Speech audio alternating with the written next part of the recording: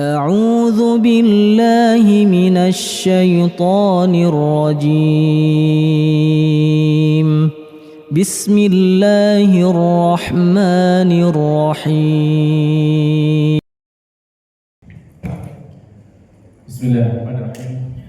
السلام عليكم ورحمة الله وبركاته. الحمد لله الذي بنعمته تتم الصالحات، والصلاة والسلام على رسول الله وعلى آله وأصحابه ومن والاه، ولا حول ولا قوة إلا بالله. Alhamdulillah, ma'asyiral muslimin, para pemirsa dan juga para jamaah Masjid Babus Salam yang berAllah Subhanahu wa taala. Kita bersyukur kepada Allah Subhanahu wa taala di malam hari ini kembali kita bisa melanjutkan majelis kita, majelis ilmu, yang mana insyaallah di kesempatan malam ini kita akan melanjutkan pembahasan kita terkait dengan tafsir juz amma, dan insyaallah malam ini kita sampai kepada surat Al-Lail. Dan kemudian kita juga memohon kepada Allah Subhanahu wa taala agar salawat dan salam tetap dilimpahkan kepada junjungan kita baginda Nabi Muhammad sallallahu alaihi wasallam, kepada keluarga dan para pengikutnya yang setia hingga hari kiamat kelak. Para jemaah, di malam hari ini kita akan membaca tafsir dari surat Al-Lail, yang mana kita ambil faedahnya dari apa yang telah ditulis oleh Fadilul Syekh Muhammad bin Shalih Al-Utsaimin dalam tafsir beliau. Baik, kita baca dulu suratnya, surat Al-Lail. Saya bacakan dulu. A'udzu billahi minasy syaithanir rajim. Bismillahirrahmanirrahim.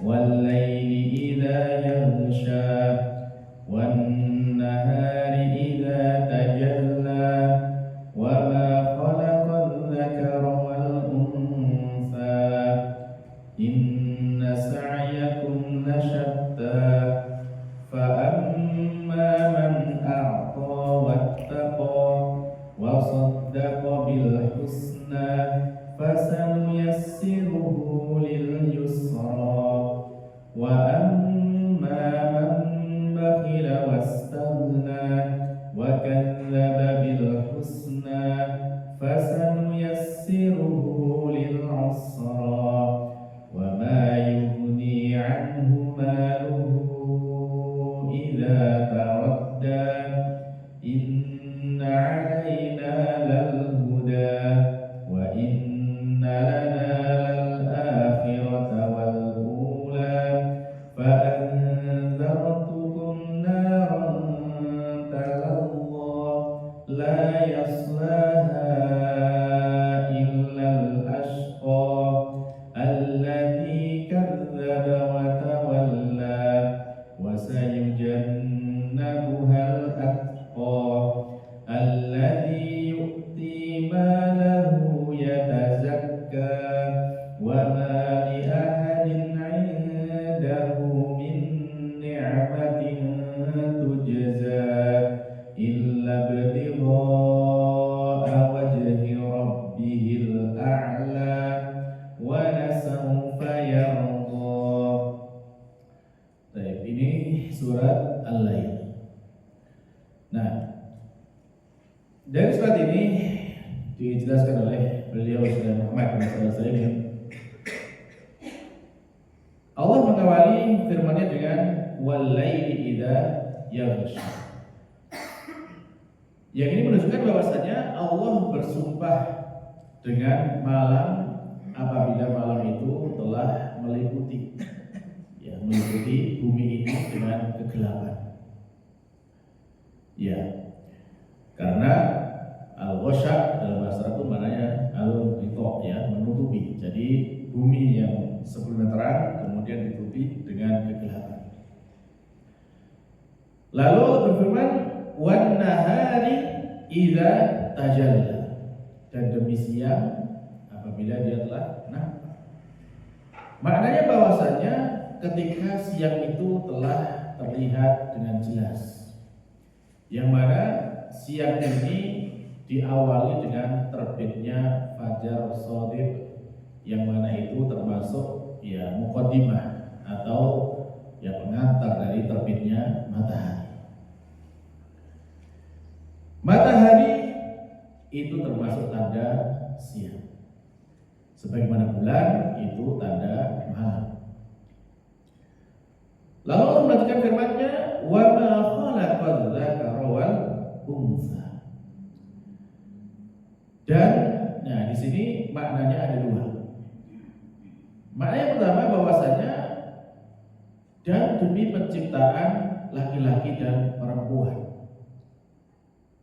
Karena ma-nya di sini adalah ma masdar. Ma yang disambung dengan kata kerja, wa ma khalaq.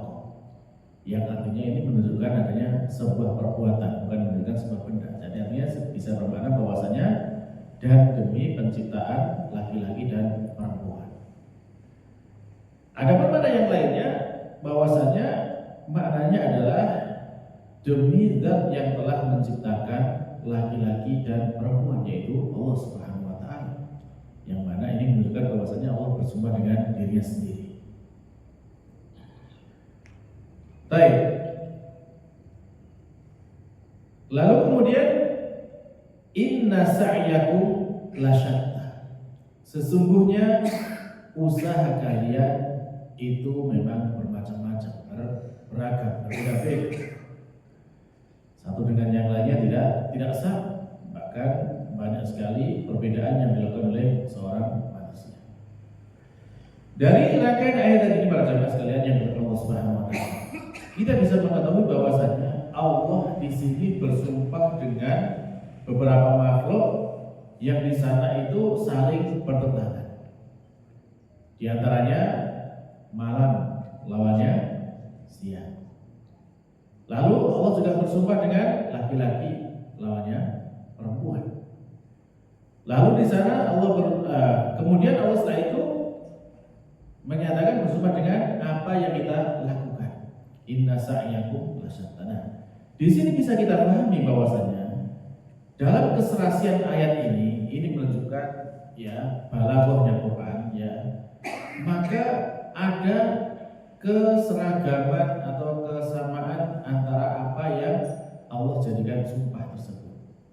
Kalau di awal itu saling bertentangan, saling berlawanan, siang malam, laki perempuan. Maka ketika Allah bersumpah dengan amal manusia, maka amal itu juga ada amal yang baik, ada amal yang buruk.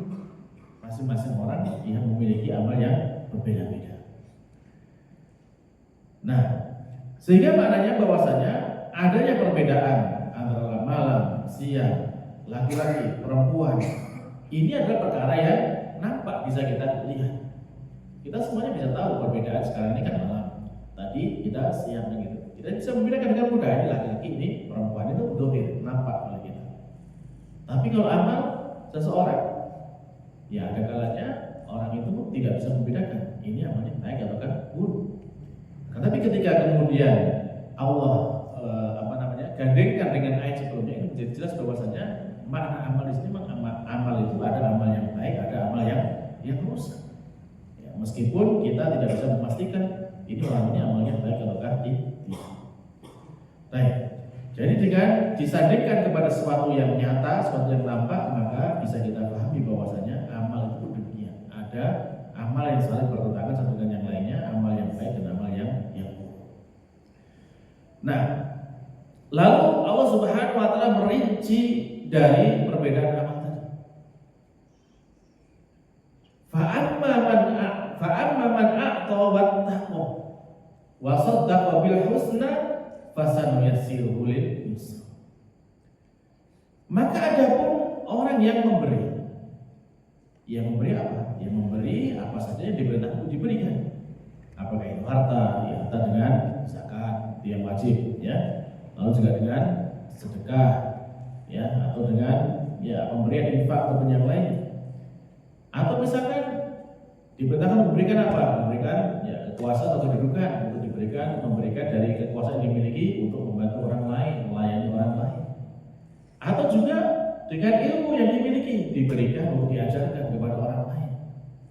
Maka ketika orang ini memberi sesuatu yang diperintahkan untuk yang memang selain untuk diberikan kepada orang lain, wattaqo, dan dia bertakwa, artinya dia berhati-hati di dalam menjalankan aktivitasnya, menghindarkan diri dari perkara yang diharamkan Allah Subhanahu wa taala.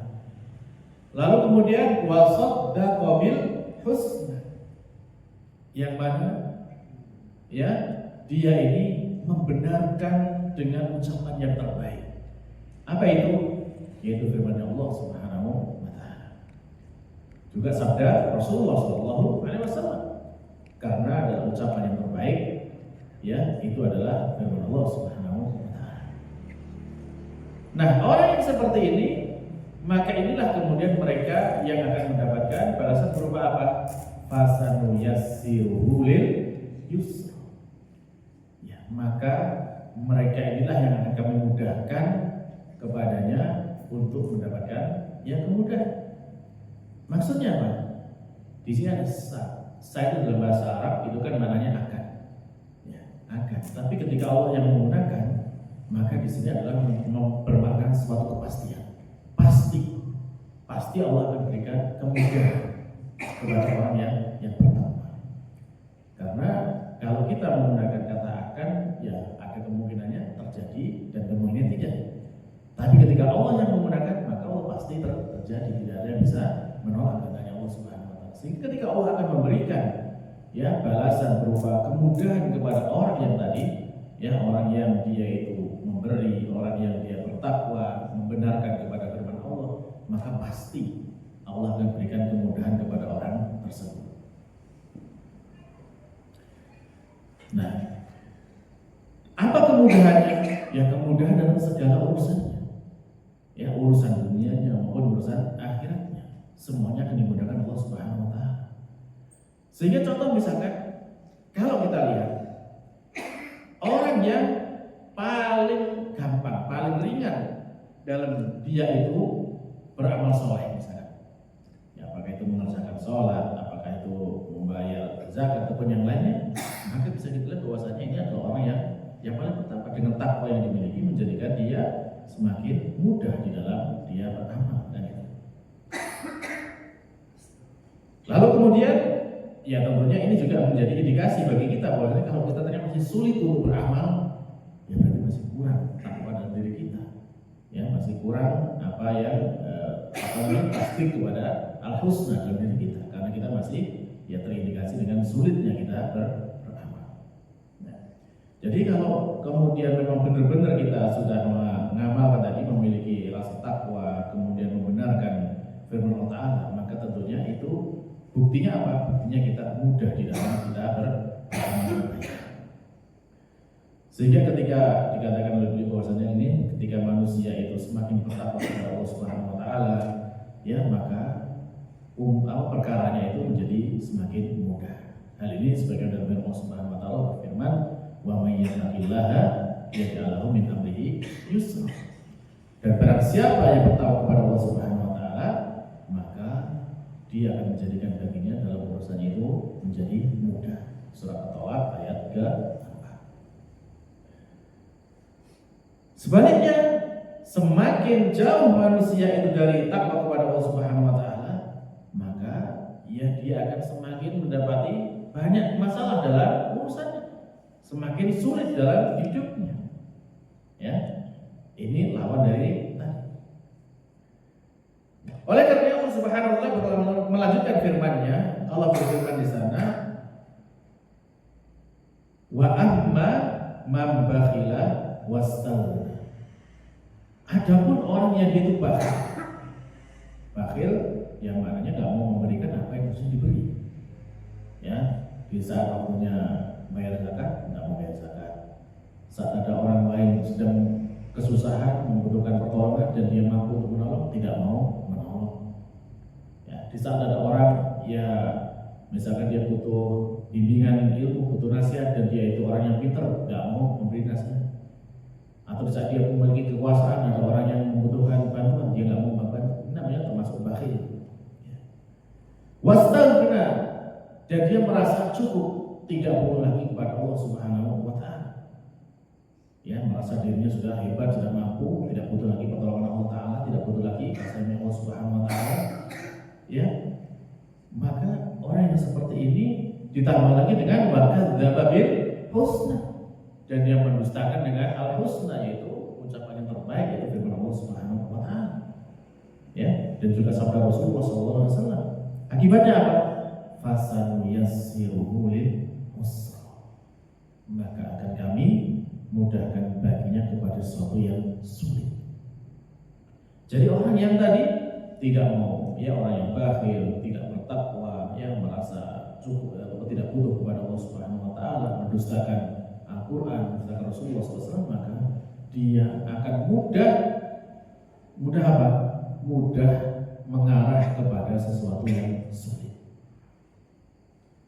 Dalam hal apa? Dalam hal segala perkaranya, dunia maupun akhiratnya. Baik. Dalam hal ini para jamaah, mungkin sering ada orang yang mengatakan, ya termasuk bisikan setan juga ya, mana buktinya katanya orang kalau semakin bertakwa dia semakin mudah hidupnya. Tapi kenyataannya coba lihat sekarang, orang yang paling kaya, negara yang paling maju, itu negara Islam atau negara kafir? Ya, negara kafir kan. Jadi mereka lebih mudah hidupnya, gitu kan? Dalam menjalani kehidupan lebih mudah orang-orang kafir tersebut. Ya, ini sering kita dengar seperti itu. Terus bagaimana dengan hal ini? Ya, maka kita katakan ya benar. Dalam kehidupan dunia mereka seperti itu. Tetapi apakah hakikatnya mereka itu kemudian dalam hatinya merasakan ketenangan, merasakan kebahagiaan? Ya, pada kenyataannya banyak yang tidak. Banyak yang tidak. Kita mendapati ya negara maju itu termasuk negara yang paling tinggi angka bunuh dirinya. Kenapa demikian? Ya karena mereka nggak bahagia meskipun hidup di negara maju. Kita mendapati ya adalah orang-orang yang dalam puncak popularitas, apakah itu misalkan seorang artis, ada yang bunuh diri. Ya, itu ada artis terkenal, ya dia bunuh diri. Ada yang presiden, punya jabatan tertinggi di negara kafir, dia bunuh diri. Ada orang yang kaya, yang paling kaya pun dia bunuh diri juga banyak. Ya. Ini menunjukkan apa? Menunjukkan bahwasanya ya kemudahan dunia yang mereka miliki tidak menjadikan mereka bahagia. Ya, jadi itu ya jiwanya mereka merasa susah meskipun mereka bergelimang ya kemewahan dunia. Nah, apalagi nanti ketika mereka sudah meninggal, maka orang kafir sekaya apapun, setinggi apapun jabatannya, seterkenal apapun profesinya, ya kalau dia mati dalam keadaan kafir, maka tidak ada harapan lagi untuk mendapatkan kebaikan di akhirat. Pasti menjadi ahli neraka. Ya. Dan itu ya sudah sangat jelas disebutkan dalam Al-Quran bahwasanya orang yang demikian itulah mereka yang pasti kekal di neraka. Dan Allah Subhanahu wa taala juga menjelaskan kepada kita dalam surat Al-An'am ayat 25, di sana Allah berfirman, "May yurid ayyubillahu yaj'al sadrahu dayyiqan harajan ka'annama yas'adu fis sama." Jadi kalau Allah Subhanahu wa taala itu sudah berkehendak untuk menjadikan orang itu tersesat, ya maka itu Allah jadikan dadanya itu terasa sesak, seperti seakan-akan dia itu sedang naik ke atas langit. Kita tahu semakin tinggi dari permukaan laut, maka itu kadar oksigennya semakin rendah, sehingga semakin tinggi kita ke atas itu semakin susah bernafas. Ini memang termasuk mukjizat Al-Quran. Allah menyatakan Nabi nggak pernah naik ke atas gunung itu, ke puncak gunung seperti ini kita, tapi bisa mengatakan seperti itu dalam Al-Quran. Jadi semakin orang itu naik ke atas ke langit itu semakin sesek dadanya, semakin susah bernafas. Dan ini adalah ibarat bagi orang yang hidupnya tersesat, tidak mengikuti petunjuknya Allah, tidak mengikuti petunjuk Rasulullah SAW. Baik. Jadi kenikmatan yang dinikmati oleh orang-orang kafir di dunia ini hanya kenikmatan jasad. Ruhnya tidak merasakan kenikmatan, ya, tidak merasakan kenikmatan. Yang mana Nabi Muhammad SAW, ya, beliau menyatakan kepada kita bahwasanya innallaha la yamlil lidzalim hatta idza akhadahu lam yafluthu. Jadi sesungguhnya Allah Subhanahu wa taala itu kepada orang yang berbuat zalim itu memang diberitahu dulu, ya, sampai kemudian kapan lah kemudian dia itu, ya, sampai puncaknya berbuat kezaliman itu, lalu kemudian ketika Allah sudah menurunkan hukuman kepadanya, maka tidak ada seorang pun yang bisa lepas dari hukuman Allah Subhanahu wa taala, sehingga semakin sempurna hukuman yang akan diterima oleh orang-orang zalim tersebut. Kemudian beliau membaca firman Ta'ala, wa kadzalika akhadha rabbuka idza wa kadzalika akhadha rabbika idza akhadha al-qura wa hiya zalimah inna akhdahu alimun syadid. Demikianlah hukuman Tuhanmu apabila dia menghukum suatu kaum sedangkan mereka berbuat zalim, maka sungguh, ya, hukumannya itu adalah sangat menyakitkan dan sangat dahsyat. Tapi para jemaah sekalian yang dimuliakan Allah Subhanahu wa taala, jadi orang-orang yang kafir, orang-orang yang tidak beriman, tidak bertakwa, kok mereka itu mendapatkan kenikmatan di dunia? Maka sejatinya itu hanyalah kenikmatan yang disegerakan saja. Kenapa? Ada kalanya mungkin dia dalam hidupnya berbuat baik, maka balasan kebaikannya ya sudah disegerakan di dunia. Bisa jadi kebaikannya apa? Mungkin dia suka bantu orang, mungkin dia kemudian apa? Ya, suka bekerja keras, mungkin dia, ya, itu ada kebaikan-kebaikan yang dilakukan, sehingga kemudian diberikan balasan kebaikan di dunia. Dan nanti di akhirat sudah tidak ada lagi balasan kebaikannya, tinggal hanya merasakan hukuman, ya, dari Allah Subhanahu wa taala. Nah, jadi itu balasan mereka para jemaah. Jadi kalau kemudian kita melihat, ya, di dunia ini kok ternyata ada orang kafir yang ternyata lebih mudah hidupnya, ingat bahwasanya itu hanya kemudahan di dunia saja, di akhirat tidaklah demikian. Lalu kita bisa mengingat kisah yang terjadi kepada ulama, ya, Ibnu Hajar Al-Asqalani, yang beliau ini adalah seorang ulama yang menulis kitab syarah kitab Sahih Bukhari, ya, dan judul kitab Fathul Bari. Ketika itu beliau itu menjadi seorang hakim agung di Mesir, ya, seorang hakim agung, ya, seorang besar yang memiliki fasilitas. Lalu kemudian suatu hari beliau itu berjalan di atas istilahnya kereta, ya. Keretanya itu apa ya, kalau bahasa kita apa ya, ya, kereta kuda gitu, ditarik oleh, bukan kuda tapi ini begol, ya, persilangan antara keledai dan kuda.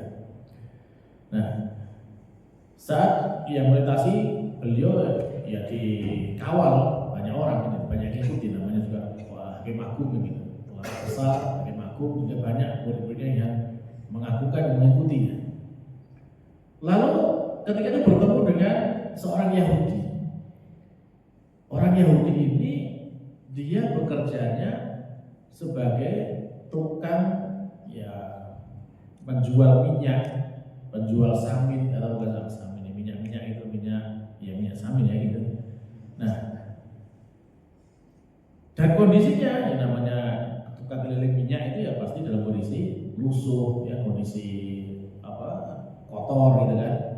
Sementara dia melihat Ibnu Hajar ini kok mewah gitu kan, ya, dengan pakaiannya bagus, banyak difasilitasi dengan kereta kudanya, dan kemudian juga diiringi oleh para pengikutnya gitu.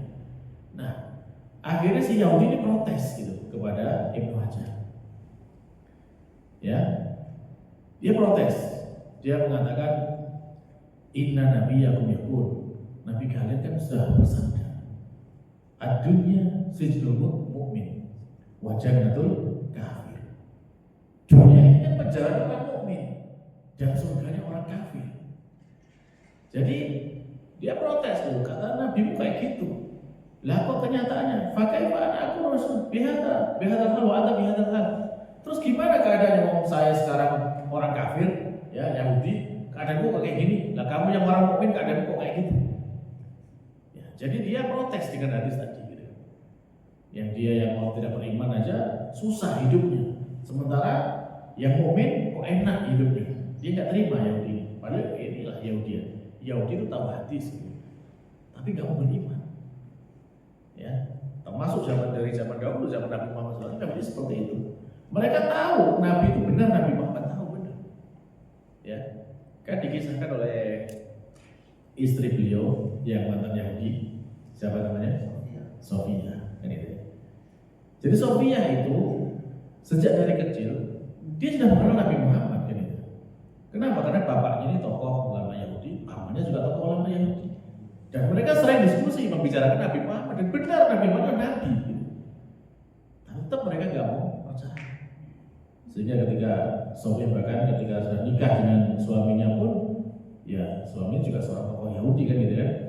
Lalu kemudian dalam perang suaminya terbunuh gitu, dan Sofia kemudian sebelum itu sudah bermimpi bahwasanya dia ada bulan yang jatuh ke pangkuannya gitu, sehingga dia itu ditafsirkan maksudnya Nabi Muhammad. Sehingga ketika dilamar ya dia langsung itu mau menerima, dan kemudian dia masuk Islam dan cerita dia sudah mengenal Nabi Muhammad itu sejak kecil dari orang tuanya karena sering membicarakan, dan pamannya, orang tua dan pamannya itu kalau menceritakannya dibenarkan bahwa ini benar seperti ciri-ciri yang ada dalam kitab Taurat. Tapi nggak mau beriman karena bukan dari kalangan mereka. Ya.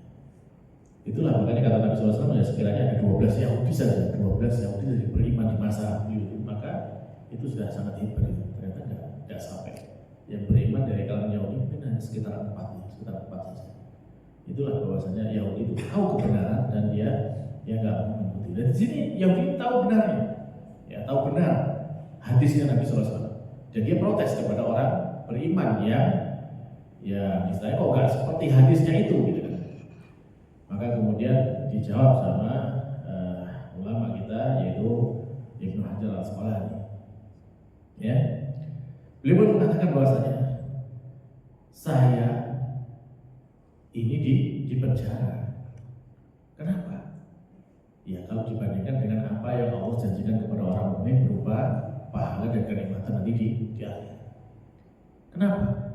Ya di dunia ini kan banyak aturannya. Ya kita nggak boleh ini, nggak boleh itu, harus begini, harus begitu. Orang mukmin kan gitu kan. Inilah penjaranya orang mukmin. Meskipun dengan fasilitas itu tapi tetap terpenjara nggak bebas. Gitu.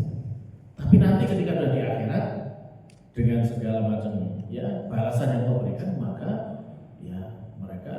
maka itu menjadi surga bagi orang mukmin, dia bebas, nggak ada lagi aturan, semaunya kalau bisa di surga.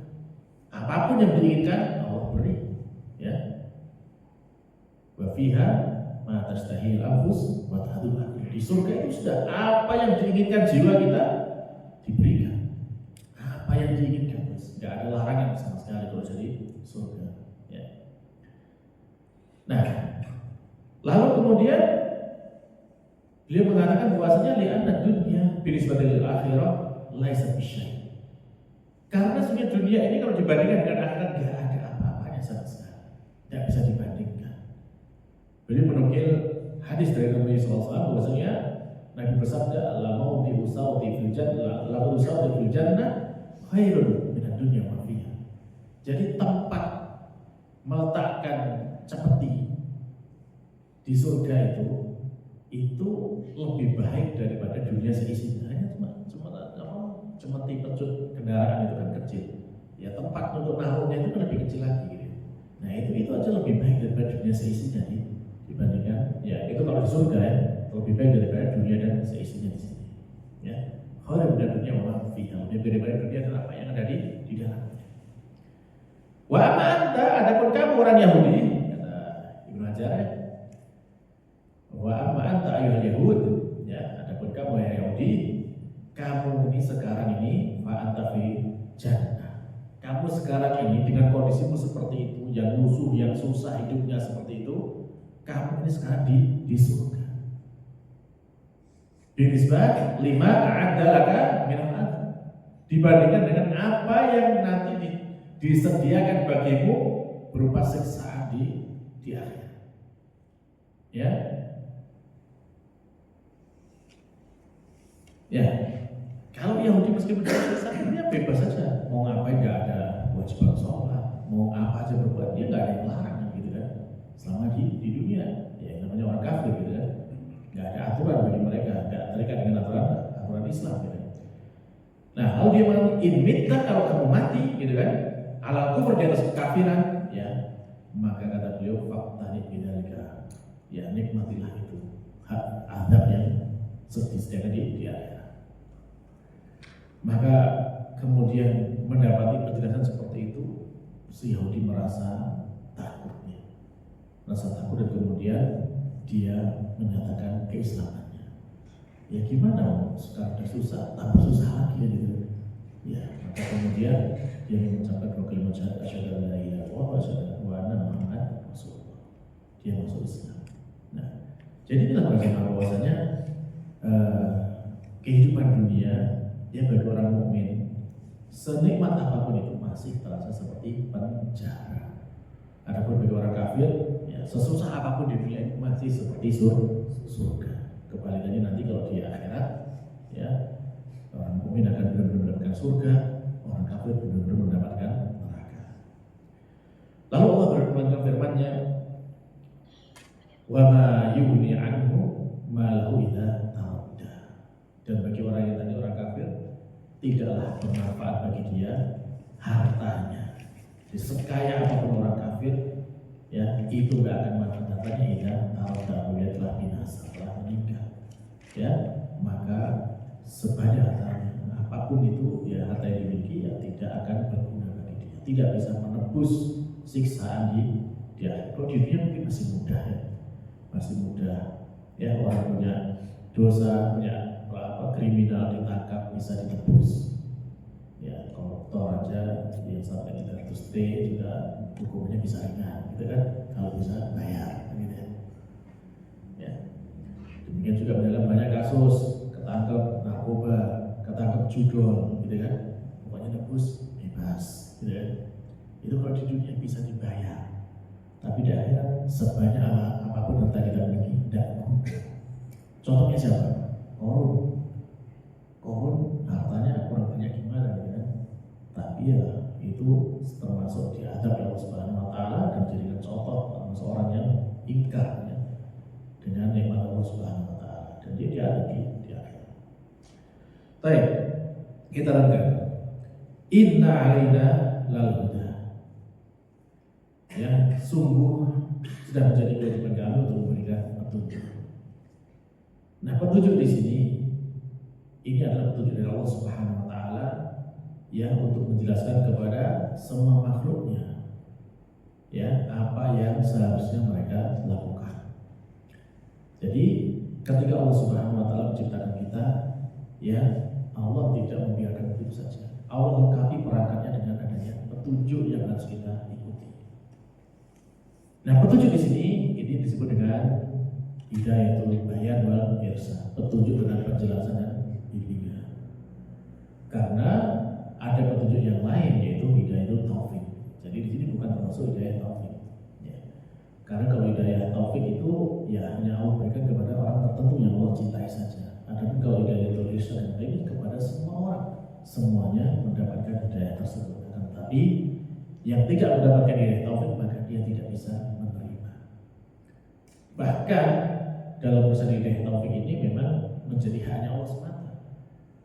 Sekuat apapun kita ya memaksa atau menyampaikan kepada orang yang ingin kita berikan hidayah, kalau Allah nggak berikan hidayah taufik nggak bisa. Jadi yang disampaikan sama ya Ustaz Nufal ya, bahwasanya hasil apakah orang itu mau menerima kebaikan atau tidak itu bukan urusan kita. Tugas kita hanya menyampaikan hidayah baik. Adapun hasil itu ada hidayah taufik. Ya, jadi hidayah taufik ini sampai Nabi Muhammad sendiri aja tidak bisa, ya, tidak bisa memberikan kepada orang yang dia cintai. Innaka la tahdi man ahbabta walakin Allah yahdi man yasha. Sesungguhnya Allah tidak bisa memberikan hidayah ya kepada orang yang dia cintai, tapi Allah lah yang memberikan hidayah kepada siapa yang dia kehendaki. Nah, ini terkait dengan hidayah taufik. Adapun dengan memberikan hidayah, irsyad dan bayan, maka inilah semua para nabi ditugaskan demikian. Semuanya mereka diberi tugas rusul mubasysyirin wa mundhirin liyakuna lin-nasi 'ala Allahi hujjatun ba'da rasul. Jadi para rasul yang mereka itu memberikan kabar gembira, memberikan peringatan, ya supaya lagi gak ada manusia yang kemudian ya membantah lagi lah, yang mendebat Allah Subhanahu wa taala setelah diutusnya para rasul. Sehingga ketika Allah menyampaikan inna alaina al-huda, berarti ini hidayah yang Allah berikan kepada semua makhluknya. Dan demikian juga Nabi Muhammad SAW ya disebut Allah Subhanahu wa taala wa innaka la tahdi ila siratal mustaqim. Dan sungguh bahwa Muhammad telah memberikan hidayah kepada jalan yang lurus. Ini adalah hidayah irsyad dan bayan. Jadi Allah Nabi sudah memberikan hidayah ini kepada semua umat manusia. Baik. Lalu kemudian masih dalam firman Allah Taala inna alaina al-huda. Maka kita mendapati di sini bahwasanya Allah Subhanahu wa taala ya menjelaskan segala sesuatu. Baik itu berupa akidah ataupun segala macam ibadah, ya segala hal yang menjadi ya yang seharusnya kita lakukan, apakah itu juga termasuk masalah akhlak, muamalah, ya semua itu sudah Allah jelaskan. Juga termasuk semua hal yang harus kita hindari juga sudah Allah jelaskan kepada kita. Ya. Nah, sehingga kemudian sahabat Abu Dzar misalkan, sampai beliau mengatakan bahwasanya laqad tuwfiya Rasulullah sallallahu alaihi wasallam. Dan kemudian Rasulullah telah wafat. Ya. Lalu kemudian di sana beliau mengatakan bahwasanya tidaklah ada burung yang dia itu mengepakkan sayapnya di langit kecuali telah disebutkan ilmunya oleh beliau sallallahu alaihi wasallam. Bahkan ya sahabat yang lain ya misalkan Salman Al-Farisi pernah ditanya oleh orang musyrik, apakah Nabi kalian mengajarkan kepada kalian ya segala hal sampai tentang masalah buang hajat? Maka Salman tentu sampai buang hajat pun diajarkan. Ya. Jadi ini bahwasanya luar biasanya ajaran Nabi Muhammad SAW.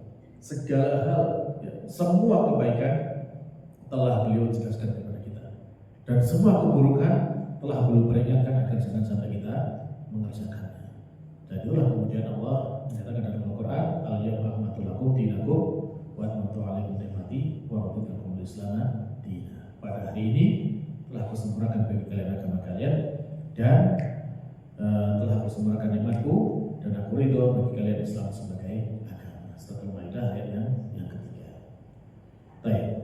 Jadilah para jamaah yang mungkin kita baca sampai sini dulu karena sudah masuk waktu Isya ya, terkait bahwasanya Islam ini sudah sempurna, segala kebaikan sudah dijelaskan dan segala keburukan sudah diperingatkan. Tinggal kita bagaimana kita menuliskan diri kita agar kita mendapatkan hidayah taufik dari Allah Subhanahu wa taala dan kita bisa mengamalkan itu ya, menerima dengan keimanan dan mengamalkan dalam kehidupan kita. Mudah-mudahan Allah Ta'ala ya senantiasa membimbing kita dengan hidayah taufiknya, menjadikan hamba-hambanya yang senantiasa taat kepada-Nya hingga kita bisa masuk dalam surga dengan amin. Kita cukupkan dengan doa pada majelis. Subhanallahumma rabbana wa bihamdika asyhadu an la ilaha illa anta astaghfiruka wa atubu ilaik. Assalamualaikum warahmatullahi wabarakatuh.